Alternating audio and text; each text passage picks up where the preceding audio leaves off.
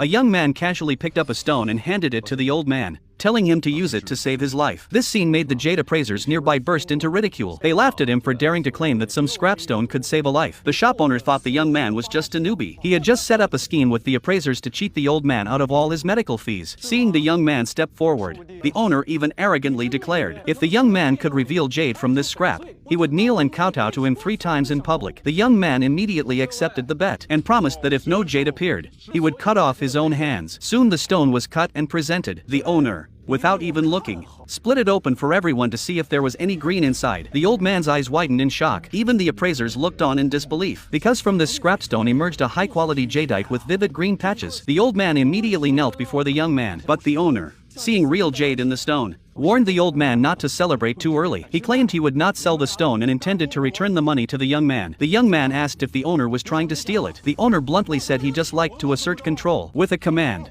several of his men rushed forward. They were about to remove the interfering young man's arms. Suddenly, a man wielding dual blades appeared. With just a few moves, he incapacitated all the men. Seeing him, the owner and the appraisers were terrified. This man was Ma Liao, feared by both the Qing and Axe gangs. The owner immediately begged for mercy. A single word from Ma Liao sent him fleeing. Ma Liao then picked up a jade piece from the table and handed it to the young man. But the young man gave the jade to the old man, telling him to leave the city. Otherwise, the shop owner would not let him go. As the old man departed, Ma Liao urged the young man to leave with him because the shop was backed by one of the 4 great families, the Lu family. Soon the Lu family's eldest daughter arrived at the shop. After understanding the situation, she slapped the shop owner, warning him that bullying the weak would ruin the Lu family's reputation. She then ordered him expelled from Longjua town. She also commanded her subordinates to find the young man, knowing he was no ordinary person. It was the time of the big competition between her family and the Cheng family, and she could not let him disrupt their plans. The young man was no ordinary person. His master was a jade appraisal grandmaster who had never lost in the Jianghu. Yet a few days ago,